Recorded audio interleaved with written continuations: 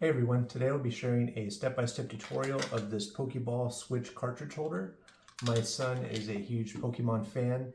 This is going to be one of his Christmas presents this year. I'm really excited to give this to him. Let's get started.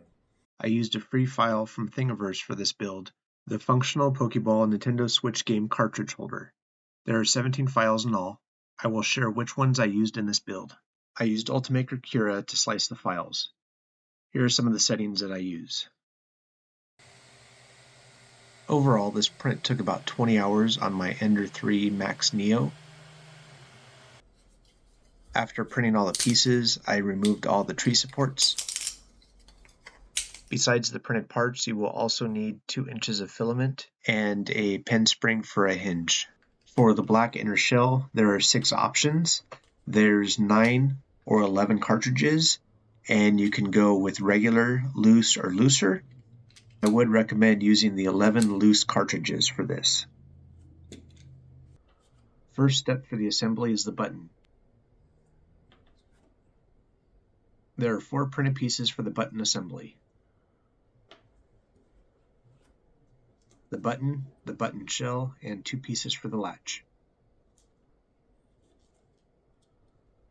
You will also need that pen spring. My go-to glue is the Gorilla Glue Super Glue Gel, 15 grams.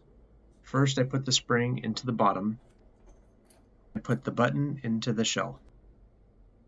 You will need to hold the button closed to get the latches on. You will want to line up the holes to insert the latches. I glued the larger latch piece in first. Then I glued in the second latch piece that will lock into the bottom shell.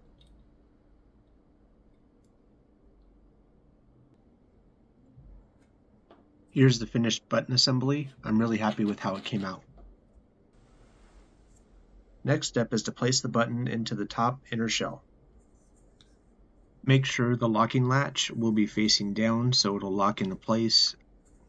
I had to do a bit of sanding because the button assembly was a very tight fit getting it into place, and I didn't want to break the inner shell. If you do not push the button shell in all the way, the Pokeball will not close.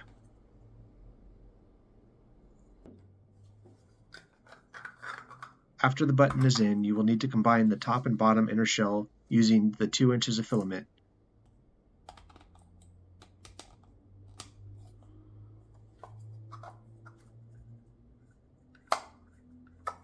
Now you will need to break off the extra filament.